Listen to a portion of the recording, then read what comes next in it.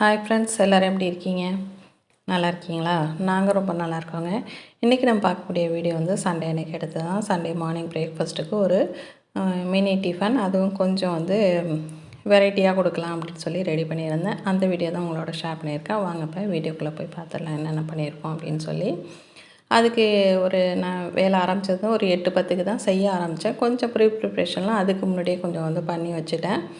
பார்த்திங்கன்னா, இங்கே பாசிப்பருப்பு வேக வச்சுருக்கேன். எதுக்குன்னு பார்த்திங்கன்னா, ரவா பொங்கலுக்கும் சாம்பார் பண்ணலாம் அப்படின்னு சொல்லி அதுக்கும் வெறுமனே பாசிப்பருப்பு மட்டும் வச்சுருக்கேன். சாம்பாருக்கான வெங்காயம், பச்சை மிளகா அதெல்லாம் எதுவுமே சேர்க்கலை.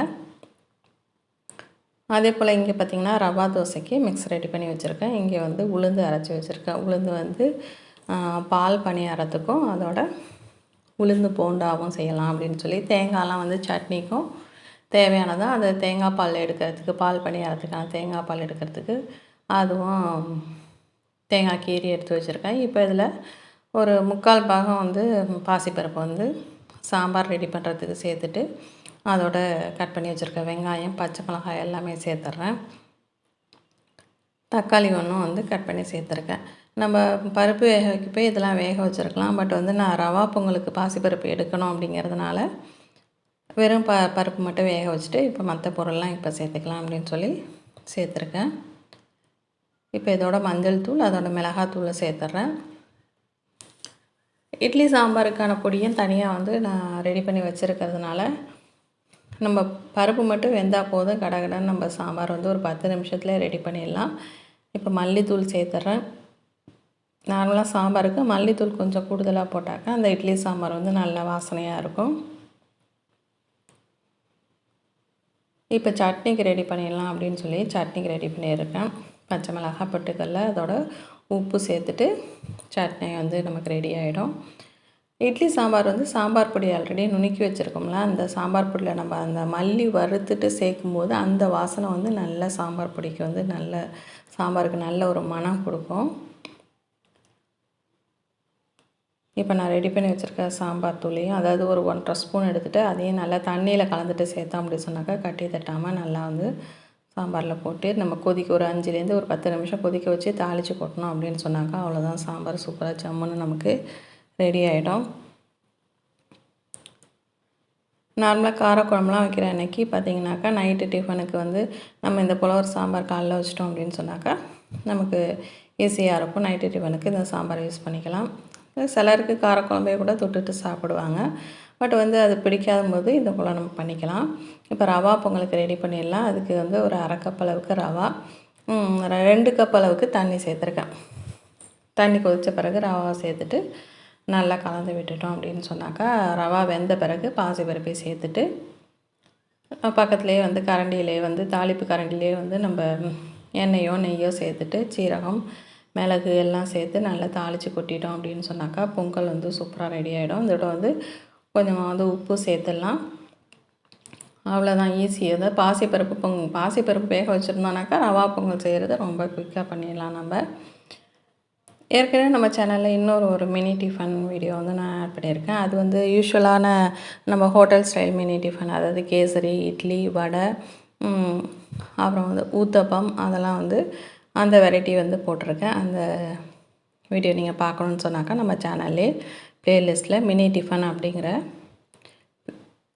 டாப்பிக்கில் பார்த்தீங்க அப்படி சொன்னாக்கா அந்த வீடியோவும் நீங்கள் பார்க்கலாம்.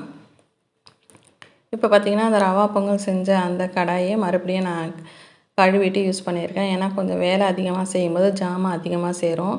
பட் நம்ம ஒரே கடாயை யூஸ் பண்ணிட்டோம்னா கொஞ்சம் பாத்திரம் குறையும். இப்போ சாம்பார் நமக்கு ரெடி ஆகிட்டு ரவா பொங்கலும் ஹாட் பாக்ஸில் வச்சுட்டேன். என் தேங்காய் பால் ரெடி பண்ணி எடுத்து வச்சுட்டேன். அடுத்து இங்கே பார்த்திங்கன்னா உளுந்து போண்டாவுக்கும் அதே போல் பால் பணியாரத்துக்கும் ரெண்டுத்துக்கும் தனித்தனியாக மாவு பிரித்து வச்சுட்டதுனால இப்போ அதுக்கு தேவையான பொருளை சேர்த்துடலாம். இப்போ ரெண்டுத்துக்குமே கொஞ்சமாக அரிசி மாவு சேர்த்துருக்கேன். இப்போ போண்டா பண்ணுறதுக்கு மிளகு நிறைய கொஞ்சம் சேர்த்துங்க. அந்த மிளகு தான் இதில் டேஸ்ட்டே. மிளகும் இந்த போல் தேங்காவை பொடி பொடியாக கீறி கட் பண்ணி போட்டோம் அப்படின்னு சொன்னாக்கா அவ்வளோதான். ஏற்கனவே மாவில் வந்து உப்பு போட்டு நான் அரைச்சிருக்கேன். பட் இருந்தாலும் கொஞ்சம் பத்தாத போல் எனக்கு தோணுனதுனால ரெண்டுத்துக்குமே கொஞ்சம் கொஞ்சமாக அதுக்கப்புறமா வந்து உப்பு வந்து சேர்த்துட்டேன். இப்போ நம்ம பண்ணக்கூடிய டிஃபனில் உங்களுக்கு எந்த டிஃபன் வந்து ரொம்ப ஃபேவரட் அப்படின்னு சொல்லி நீங்கள் கமெண்டில் சொல்லுங்கள். இல்லை வேறு எந்த மாதிரி மினி டிஃபன் போடலாம் அப்படின்னு சொன்னாலும் அதுக்கான ரெசிபி என்னென்ன போடலாம் அப்படிங்கிறது அதையும் வந்து கமெண்டில் எனக்கு நீங்கள் சொன்னீங்கன்னாக்கா அந்த மாதிரி ரெசிபியை நம்ம ஒரு நாளைக்கு ட்ரை பண்ணி பார்க்கலாம். இப்போ எண்ணெய் நல்லா காஞ்ச பிறகு சின்ன சின்ன பால்ஸாக நம்ம பால் பணியாரத்துக்கு போட்டு எடுத்துடலாம். அந்த பணியாரத்துக்கு வந்து சின்ன சின்னதாக போட்டுட்டு நம்ம போண்டா வந்து கொஞ்சம் பெரிய சைஸில் வந்து போட்டுக்கலாம்.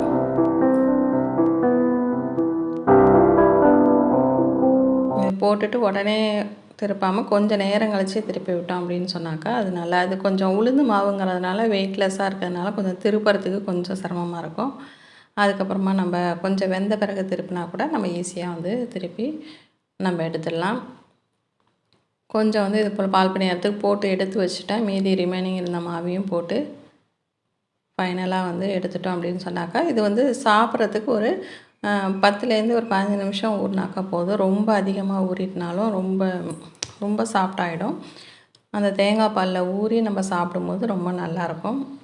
கண்டிப்பாக இது வந்து ட்ரை பண்ணி பாருங்கள். இதில் வந்து உளுந்து மட்டும்தான் நான் அரைச்சிருக்கேன்.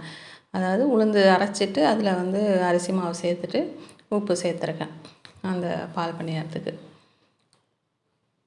அதுபோல் ரெண்டுமே போண்டாவுக்கும் சரி பால் பணியாரத்துக்கும் அது வந்து வடைக்கு எப்படி நம்ம மாவு அரைப்போமோ ரொம்ப தண்ணி சேர்க்காம லைட்டாக மட்டும் தெளித்து அரைப்போம் இல்லையா, அந்த மாதிரி பக்குவத்துக்கு அரைச்சிக்கணும். அப்போ தான் வந்து சூப்பராக இருக்கும். இப்போ போண்டாவும் நமக்கு வந்து ரெடி ஆகிடுச்சு. அடுத்த பேட்சும் வந்து இது போல் போட்டு எடுத்துடலாம். இப்போ ரவா தோசைக்கு மிக்ஸ் பண்ணி வச்சுருக்கேன்னு சொன்னேன் இல்லைங்களா, அது எப்படின்னாக்கா மெஷர்மெண்ட் வந்து 1 கப்பு ரவா அப்படின்னாக்கா 3/4 கப்பு வந்து மைதாவும் அதே போல் 3/4 கப்பு அரிசி மாவும் சேர்த்துட்டு அதோட ஜீரகம், மிளகு, தேங்காய் வந்து விருப்பப்பட்டால் போடலாம். நான் வந்து தேங்காய் அன்றைக்கி போடலை. அதோட பச்சை மிளகா பொடி பொடியாகவும் நறுக்கி போட்டு அதை ஊற வச்சிடணும். இப்போ பால் பணியாரம் பார்த்திங்கன்னா நம்ம ரெடி பண்ணி வச்சுருந்ததை இப்போ பாலில் நல்லா ஊற வச்சிடலாம். அதில் வந்து தேங்காய் பால் தாங்க நல்ல டேஸ்ட் கொடுக்கும். தேங்காய் பால் வந்து உடம்புக்கு ரொம்ப நல்லது. வயிறு புண்ணெல்லாம் ஆற்றக்கூடிய தன்மை உள்ளது. அதனால் நம்ம இந்த போல் செஞ்சோன்னா ரொம்ப சூப்பராக இருக்கும். இப்போ வந்து சூப்பராக பிரேக்ஃபாஸ்ட் வந்து ரெடி ஆகிட்டு பொங்கல், சாம்பார், சட்னி, போண்டா, பால் பணியாரம், இன்னும் ஒரு ரெசிபி மட்டும் மிச்சம். அதுக்கு வந்து தோசைக்கல் வந்து போட்டாச்சு. கல் நல்லா சூடாகிடணும். நல்லா சூடான பிறகு அதுக்கப்புறம் நம்ம வந்து மாவு வந்து இது போல் ஸ்ப்ரெட் பண்ணி விடணும். நார்மல் தோசை ஊற்றுற மாதிரி ஊற்றாமல் இது போல் தெளித்து விட்ட மாதிரி நம்ம ஊற்றணும் அப்படின்னு சொன்னாக்கா ரவா தோசை வந்து அப்போ தான் வந்து நமக்கு நல்ல ஒரு மெலிசாக சூப்பராக இருக்கும் சாப்பிட்றதுக்கு. இது ஊற்றுறதுக்கு முன்னாடி தோசைக்கல் வந்து நல்லா சூடாகிடணும். நம்ம ஊற்றின பிறகு ஒரு மீடியமாக வச்சுக்கணும். எனக்கு கல் ரொம்ப சூடானதுனால நான் ஃபஸ்ட்டு சிம்மிலே வச்சுட்டேன். அதுக்கப்புறம் கொஞ்சம் ஃப்ளேமை ஏற்றிட்டு நம்ம எண்ணெய் வந்து ஒரு ஸ்பூன் அளவுக்கு சேர்த்துட்டு நல்லா அது இந்த மாதிரி கோல்டன் ப்ரௌன் ஆன பிறகு நம்ம திருப்பி போட்டு எடுத்தோம் அப்படின்னு சொன்னாக்கா தோசையும் நமக்கு இப்போ சூப்பராக ரெடி ஆகிட்டு பால் பணியாரம் நல்லா வந்து கரெக்டாக வந்து ஊறி இருக்குது. இந்த நேரத்தில் நம்ம பரிமாறிலாம் சாப்பிட்றதுக்கு நல்லாயிருக்கும். கண்டிப்பாக வீடியோ பிடிச்சிருக்குன்னு நினைக்கிறேன். பிடிச்சிருந்தால் சின்னதாக ஒரு லைக் பண்ணுங்கள். உங்கள் ஃப்ரெண்ட்ஸ் அண்ட் ரிலேட்டிவ்க்கும் வீடியோவை மறக்காமல் ஷேர் பண்ணி விடுங்க. நம்ம சேனல் இது வரைக்கும் நீங்கள் சப்ஸ்கிரைப் பண்ணாமல் பார்த்துட்டு இருந்தீங்க அப்படின்னு சொன்னாக்கா மறக்காமல் சேனலையும் சப்ஸ்கிரைப் பண்ணி வச்சுக்கோங்க. வேறு ஒரு இன்ட்ரெஸ்டிங்கான வீடியோவில் உங்களை நெக்ஸ்ட் வீடியோவில் மீட் பண்ணுறேன். தேங்க்யூ.